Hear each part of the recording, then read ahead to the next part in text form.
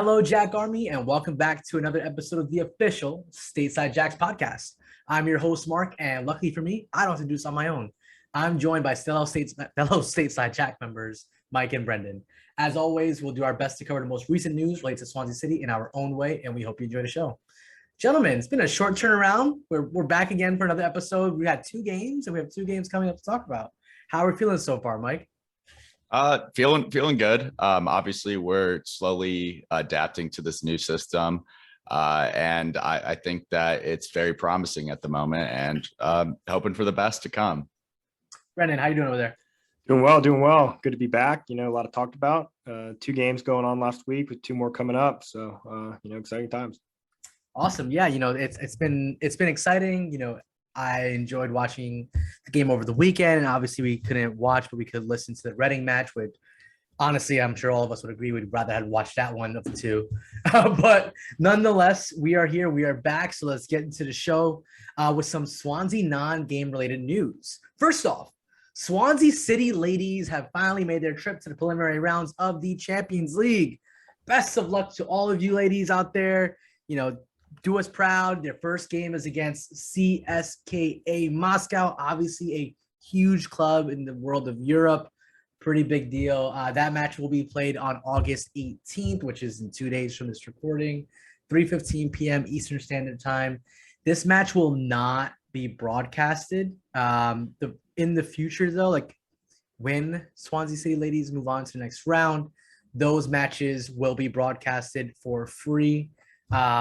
I forget who's broadcasting it, but we'll be able to share that information with y'all once that time comes.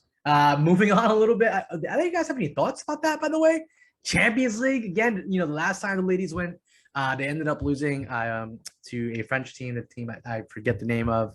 But I'm really hopeful this year. I know a lot of the girls have been putting up similar numbers to what we're used to talking about, on the podcast and seeing online. So I'm hoping that form continues. Obviously, I always have my concerns in the quality of the women's league in Wales because we're just so dominant out there. Obviously, we are a good team, and I think we have a good philosophy because it is the Swansea way. That's how they play. We have very compatible, striking team. Our midfield is solid. I believe we have a new goalkeeper this season. Don't quote me on that, but we'll see what happens. I honestly think we'll get through this round. I don't know much about CSKA Moscow's women's team, but their men's team isn't too threatening. So I'm hoping the same reflects to their women's team. Yeah, anytime you have Swansea City play in a European competition on the big stage, it's good luck for the club and good luck to them. I know they're going to do great. So representing the club on a European stage is always really cool. Yeah, for sure. And hey, maybe after their experience, we can probably get one of them onto the show, do a little bit of interview, and talk about their experiences. But yeah, let's move on a little bit. We have two announcements of signings that's happened since our last recording. Starting with Flynn Downs has joined a team on a 4-year deal. Finally, some permanent signings. Obviously the next one signing we're going to talk about is a loan. But nonetheless, the point is finally seeing players put pen to paper and sticking around with the club for a little while. Hopefully we can see, Flynn develop. Any thoughts, guys? Were you guys happy about this signing? Yeah, I think it was a great signing. And it's also just nice to get people into the club that seem to really want to play there. And he just, I know he talked about Russell Martin previously playing against him when he was with MK Dons, and he just really admired his playing style. So it's nice to have a player kind of seek out Swansea and want to play for them because of the style, the Swansea way that we once had. And we're trying to revitalize it. Yeah. Flynn looks like he's going to be a great player for us. Guy who gets stuck in there in the midfield, plays with a little bit of an edge, get a bit chippiness. So yeah, really exciting, 4-year deal. Going to have him for the long term here. Looks to grow, looks good for our system so far. I thought he played excellent on Saturday. So yeah, exciting things with him. Awesome. So, obviously that's pretty exciting. I'm excited about it. I just love hearing players talk highly of the club. And as he stated, Swansea City is a massive club, right? So when a massive club calls and you answer the call. And hopefully that trend stays true and Swansea lives up to that name. And probably, I wouldn't say the most exciting transfer of the season, So I still think Piero is going to be the most exciting one, but arguably the second most exciting one in Ethan Laird coming from Manchester United. This plays left back, and I believe you guys said he can also play in the right back as well. Mhm. I'm really excited about this. How are you guys feeling? Yeah, I feel great. Yeah, go ahead, Mike. Oh, I was going to say, I'm really excited about it. And it's someone who has that philosophy down from MK Dons playing under Russell Martin. So I think that will really help him to gel in the team. And it seems like he's quite the quality player. I know one thing that I was reading into is he's had some injury concerns, obviously just recovering from an injury this offseason. And most Manchester United fans said if he can stay healthy, he'll be quite the quality player. And I hope that he can just fit in perfectly. And we'll see what happens. Yeah, he does seem to be a quality kind of based off of what I've seen on social media. Seems like he's going to be a great signing for us for the year. I've seen more that he plays kind of right wing back up to almost right wing, can play the right wing as well if we need him there. But, quick, attacking, moving forward, another guy that's going to be there on the right, that can help out Roberts, help out Naughton, whoever's out there. So, another quality signing, Russell Martin, like you said, has had experience with him before. So, it doesn't hurt that there either. It should be pretty interesting. Oh, sorry. Go ahead, Mike. I was going to say one thing that we could hopefully draw in some more loanies with him as well. I did see James Garner commenting on his Instagram post about the transfer over. And if we could somehow coerce him into our system, that would be fantastic. So hopefully him and Daniel James can give some persuasion, because Garner on this team would be fantastic.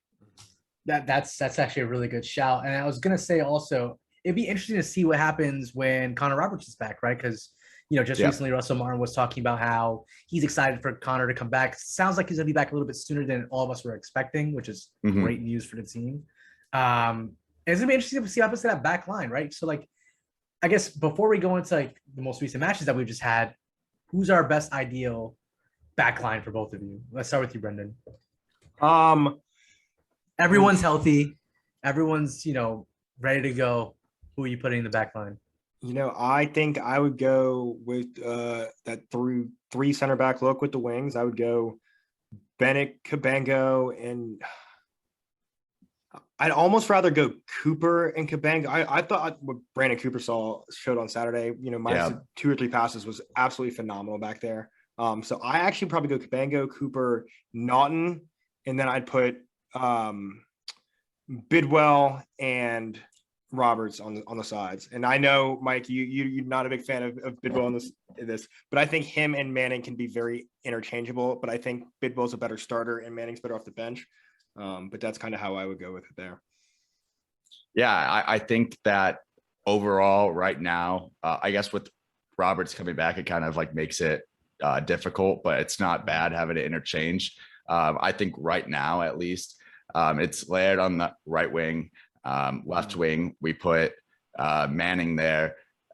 Before the show, we were talking about my thoughts on just Bidwell overall, and I think Bidwell fit really well into the system with Steve Cooper, where it was kind of hoofball, kind of physical, a lot of crosses into the box, a lot of just running up and down the field, not much interchangeable play out on the wing. It was mainly he takes a hard touch and then he whips it into the box. It wasn't quick, fast passes, and you could tell there's kind of the lack of skill there with his dribbling and his passing, where I think Manning fits better into the system. And I've seen rumors of potential sale of Bidwell, and I wouldn't be upset about that. I think he's good depth, but I don't think he's perfect for the system. So I think, Roberts and Laird probably have those starting spots when they're both healthy.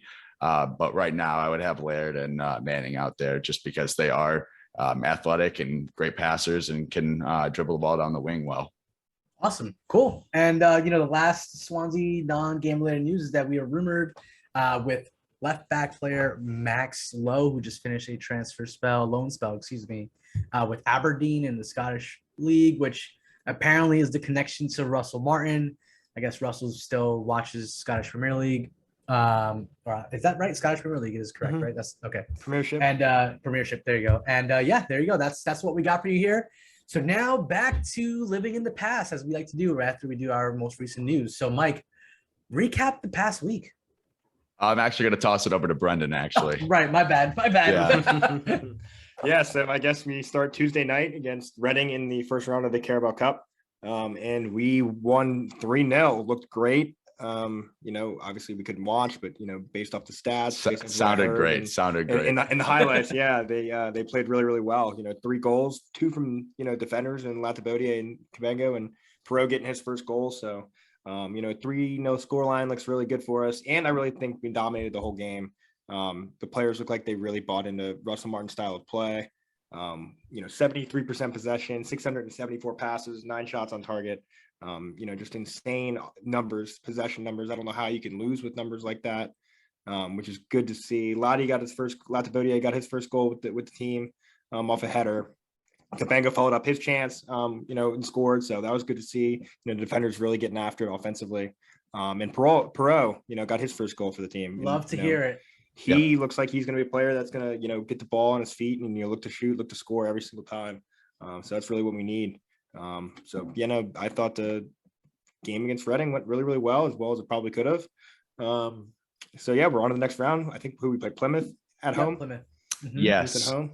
Yeah. I mean, that seemed like a very dominant display just listening to it from BBC Wales Radio. I really wasn't sure exactly where Latabodier was playing most of the game because it seemed like he was just dominating the attack for us.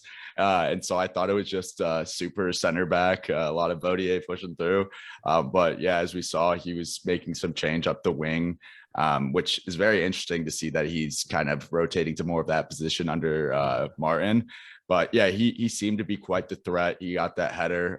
I think that'll be big for his confidence as well, because we saw from like that first game that he was a little shaky. And I think that can kind of help to give him a little bit of a boost. And I think Perot will be just a big key piece to this team. He really seems to hold the ball up well. And I think that's something that we really need. That's kind of what Andre was for us, especially with someone next to Low, where you can hold the ball up and kind of try to sneak the ball through to Low on a run. So hopefully he's able to kind of fill that gap that Andre had, which is a tough task. I will say I'm pretty excited, right? Like if this Reading game and, the Sheffield United game were both matches that are a taste of what's to come, like the players are already buying into it. You can tell because, a 3-0 scoreline doesn't just come out of nowhere, right? Like you have to be bought into a system where you have 73% possession, 674 passes, 9 shots on target. You have to be ready for that system, right? So like I'm really excited, and like I was excited when they announced Pirro. We spoke about PSV and his time at PSV and what play style PSV has, and I think he is just going to be so key to our success this season. And obviously, when we get a player like Corey Smith back, just thinking about those 2 players in the field at the same time is going to be ecstatic and exhilarating to watch. And obviously, continuing on with possession dominance, let's go into this most recent game against Sheffield United, Brendan. Yeah. I guess before we hit that, I just wanted to say one thing about bringing Corey Smith back too. Is like we went from the beginning of this window to being our midfield's kind of weak, like not fully there, to like now we have a plethora of any player we want to put in the midfield we have. So that's pretty crazy to have there. But yeah, league game over the weekend, 0-0 draw with Sheffield United, and I kind of I'll take that. Against a previously relegated side from the Premier League. They've got a lot of their players still, as we were saying last week. They spent a lot of money too. They spent a lot of money. Spend money. Yeah, and I thought we held up really well. I thought we another possession dominated game from us. Although we weren't really able to capitalize much at the the end final third there. I thought we still played well enough to get the point. I think Sheffield United probably had a couple more chances than we did, real chances. But Flynn Downs, like I was saying, just really impressed in his first game. He looks like he's going to be a great fit. Brandon Cooper, I thought for his first league start, he was phenomenal. And Benda made some key saves. As I was saying earlier, the players seem to really be buying into the system. There's a lot going on every single minute on that field. A lot going on. A lot of mistakes can happen, and based off of last week versus Blackburn, we made minimum mistakes these last 2 games, and you can see why we don't give up goals, because if you don't make mistakes in the system, the other team can't get the ball. Right. And I think we showed that really well. Like I said, just got to capitalize at the final third there, and get those chances and make them count when we have them. It's great because a lot of the not criticism, but what people are noticing, especially speaking online on Twitter, right? Because that's where you get our news. Benda had a fantastic game, right? Mm-hmm. And he was able to show why people were calling for his name last season over Woodman, right? His ability to distribute the ball and to be comfortable with the ball at his feet, whereas like Woodman was always hesitant and like just trying to hoof ball the ball out of there, out of the box. And I'm pretty excited. I think Benda has looked really confident this season. I think when he's on the field, you can see that he's there. Like he makes himself very visible to the opposing team. And I think that's something that you can appreciate in a goalkeeper. So I'm really looking forward to him having a big season also. That save he had against McGoldrick, I know McGoldrick was offsides, which he was really onsides, but incredible save. He like dove, barely got a piece of it, didn't go in. But I thought that save was like, world class. Yeah, it's like I think that Benda kind of has solidified himself as that number one overall goalkeeper. He really has impressed so far, made some big saves in that first game, first like championship match, as well as this one. And as well, I think that the lineup has done really well for how few of training sessions they had. And it's impressive that we've been able to slot 2 players in off of a 24-hour notice into our starting 11 with Patterson in that first game and then Flynn Downs in the second. That's not something that you typically see. Normally it takes a little bit of training before you can make that work.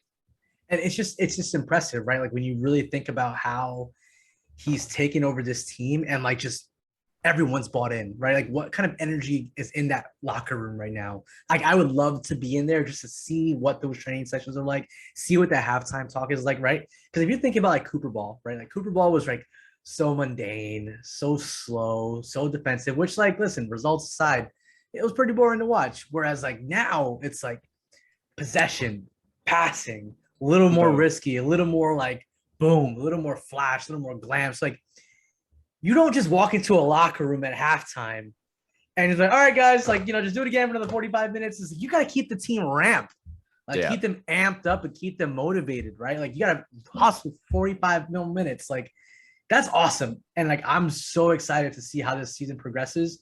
And I'm actually excited to hear about other Swansea fans' thoughts on how the season might end up, right? Because going into the season, I listened to Jackcast and a couple of other podcasts and stuff. And a lot of people are saying, a comfortable, 10th to 15th place would be like an ideal season. But I'm curious to know how people are thinking after these last 3 games, right? Like, especially the night and day difference we had from Blackburn to now, right? Like these are just like completely different experiences of game watching.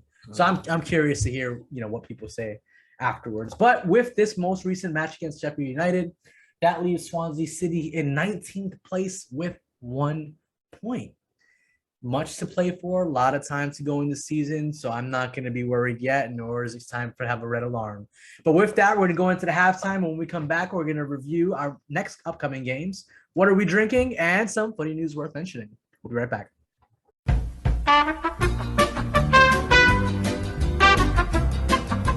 Second half of the official Stateside Jacks podcast. So we just finished covering the Sheffield United game, and now it's on to Stoke. Mike, bring us into Stoke. Yeah, so we are having the return of Wilmot, Surridge, Joe Allen, and Klukas, all starters for Stoke City. So that is something that will strike fear in the hearts of any Swansea supporter who follows along with our curse of returning players. They run a 5-3-2, and they will attempt a lot of crosses and typically will stick to their formation pretty strongly. And they are pretty weak from set pieces. So I think that we kind of need to capitalize on corner kicks and free kicks and hopefully be able to kind of follow up with how Ladabodier and Cabango had those goals against Reading, have those again, send the big men up. But yeah, I think we really need to pick up 3 points in this game. I don't think Stoke is the strongest of sides. They did beat Reading 3-2, and they drew against Birmingham. But Reading, as we discussed before, not to try to discredit our win as well, they aren't the strongest of sides since they had that transfer embargo. So winning 3-2 isn't like kind of the biggest feat overall, especially giving up those 2 goals to a side that doesn't have the strongest attack, especially with them losing their best forward. But yeah, I would like to see Perot or Whitaker up top with kind of the lineup that we ran before. I think that Colin kind of has just been a little bit of a disappointment to me. I think that Whitaker or Perot kind of will work really well with Lowe, and I think Perot could be that man. But yeah, Manning needs to keep that starting spot as well, as I said. I think with them kind of struggling with the set pieces, they could also struggle with us whipping the ball in. So yeah, that's all I got. Don't know if either of you have anything to add for Stoke. Yeah, I mean, I think it's exciting playing Stoke this early in the year. Stoke's a team that we kind of usually get into a pretty crazy game.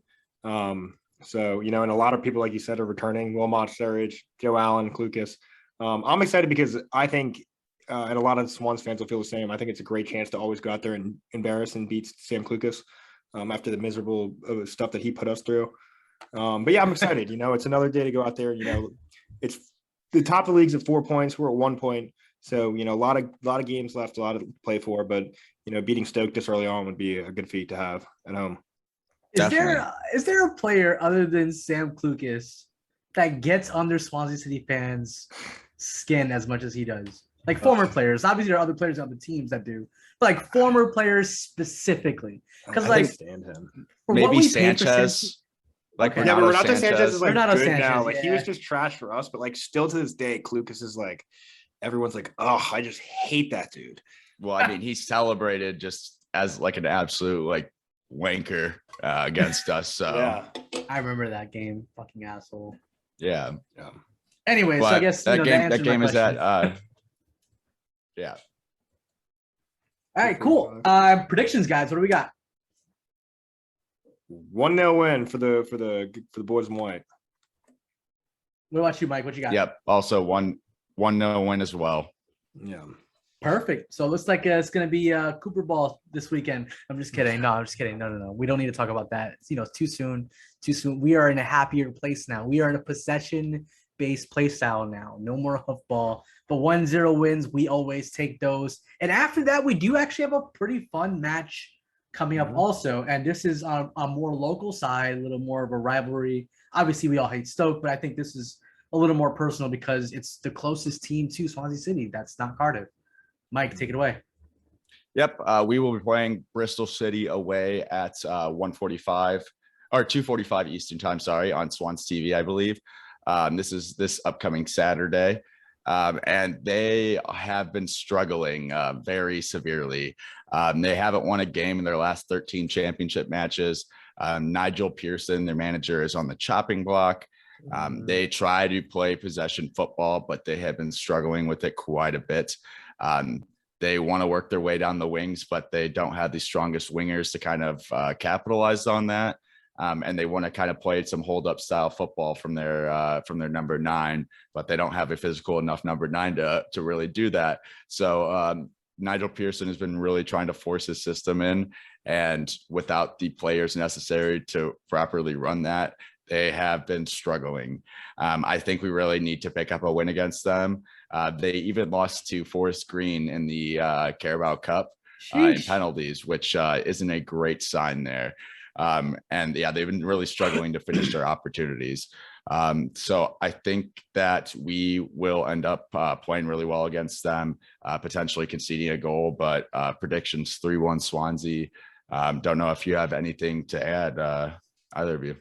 Yeah, I think we're going to see it a lot this year where Bristol City is going to struggle. I don't know if Nigel Pearson is going to make it through the whole year there. I can, like you were saying, he's already, fans are already calling for him to get the axe, but I think we are going to play really well against them. I think it's a team that we kind of played well against in the past. So I'm going to go for a win as well and go 2-0. And I don't think we give up a goal all week. Listen, I can't complain about anyone's predictions this week. Last week I was a little nervous because I was kind of wondering where we were going to score goals, which I should retract here for a second, Brendan, and say like, hey, you guys were right. We scored goals. And in fact, the fact that we scored 3 goals against Reading was fantastic. And hopefully that just means that there are more goals to come. And I'm looking forward to it. I know, Mike is definitely looking forward to it too. But yeah, so let's go on to what are we drinking? I'm drinking something today. I saw you sipping on something up there, Brendan, and Mike. It seems like a sober Monday for you. So we'll start off with you, Mike. What you got? I have a nice protein shake over here. Woo! So nothing too exciting going on. Fair enough. What about you, Brendan? I am drinking a watermelon high noon. Classic, delicious. Love those. Delicious. Really So good. So, Just Monday night throw drink. those back all day. And I made myself a homemade Paloma. Got a little bit of Don Julio in the glass, a little bit of Squirt, which is a Mexican grapefruit soda, splash of lime juice. That And sounds really good. I'm just enjoying my time. It's nice and refreshing. Got the ice in there, my beautiful stateside Jack's glass. You know, life could be worse. Am I right, gentlemen? Of course. Anyways, nonetheless, let's talk about a couple things that are footy news worth mentioning. Messi ultimately did sign with PSG. Honestly, I feel like that's just a boring transfer for him. It's like he's not really challenging himself, walking onto a league that's not that competitive. Like, yes, they didn't win last year. You know, shout out to the American boys over there taking care of business, Tim Weah. But yeah, I don't know. I'm not too thrilled about that. But Messi's effect is insane. PSG went up 2 times the followers on Instagram in 24 hours and sold over 800,000 jerseys in 24 hours. Folks, for context, there's 1.7 million people in New York City. That's basically everybody but the people in Staten Island getting a jersey. That's crazy. That is actually crazy. It's so crazy to think but it's going to be curious though, right? Because for starters, they're a super team. They are a modern day. Yeah, if you team. use them in FIFA, you were like not fun. You're not a fun. You're not a fun person to hang out with. Everyone's going to. I mean, but it's either way.